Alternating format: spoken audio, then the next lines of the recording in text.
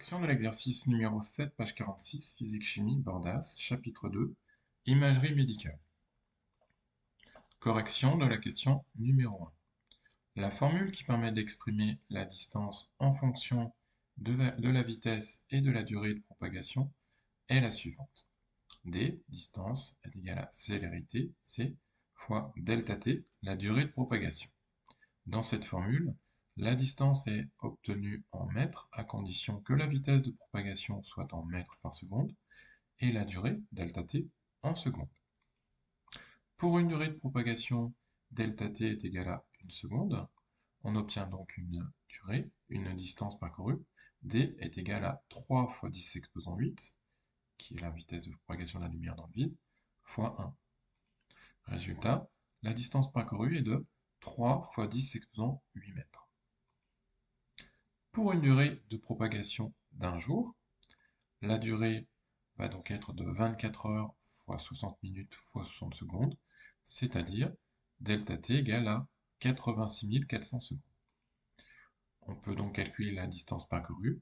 D est égal à la célérité, 3 fois 10 exposant 8, multiplié par la durée de propagation, 86 400, ce qui nous donne une distance de 2,59 fois 10 exposant 13 mètres.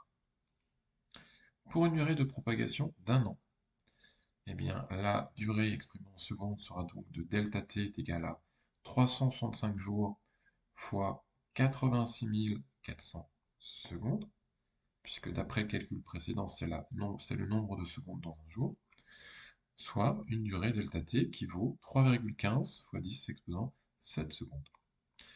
Donc si on fait le calcul, distance égale à 3 fois 10 exposant 8 fois 3,15 fois 10 exposant 7, on obtient une valeur de 9,45 fois 10 exposant 15 mètres. Correction de la question. Pour le son, on utilise la même relation, mais cette fois, la vitesse de propagation dans l'air vaut 340 mètres par seconde. Pour une durée de propagation, delta t, d'une seconde.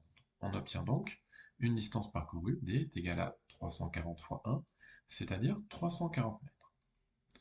Pour une durée de propagation d'un jour, donc on a fait le calcul juste avant, delta t vaut en secondes 86 400 secondes, ce qui nous fait une distance d est égale à 340 fois 86 400, et donc une distance parcourue de 2,94 fois 10 exposant 7 mètres. Pour une durée de propagation d'un an, c'est-à-dire pour une durée de 3,15 fois 10 exposant 7 secondes. Là aussi, le calcul a déjà été fait avant. On obtient une distance parcourue, d est égale à 340 fois 3,15 fois 10 exposant 7, c'est-à-dire 9,45 fois 10 exposant 15 mètres. Correction de la question 3.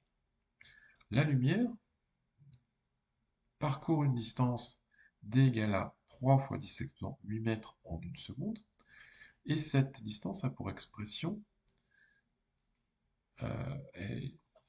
la durée de propagation a pour expression delta t est égale à d sur c. Autrement dit, si on veut calculer la durée qui correspond à la propagation du son, ça nous fait 3 fois 10 exposant 8, la distance parcourue, divisé par la célérité du son, 340, ce qui nous donne 8,83 fois 10 exposant 5 secondes. Cette durée, si on veut la convertir en quelque chose d'un peu plus compréhensible, eh bien, vaut 8,83 fois 10 exponent 5 divisé par 3600, ce qui nous fait 245,1 minutes. Ou encore, on peut diviser par 60 pour convertir en heures, ce qui nous fait 4,1 heures. Donc, conclusion, pour que le son se propage sur la distance parcourue par la lumière en 1 seconde, il lui faut 4,1 heures.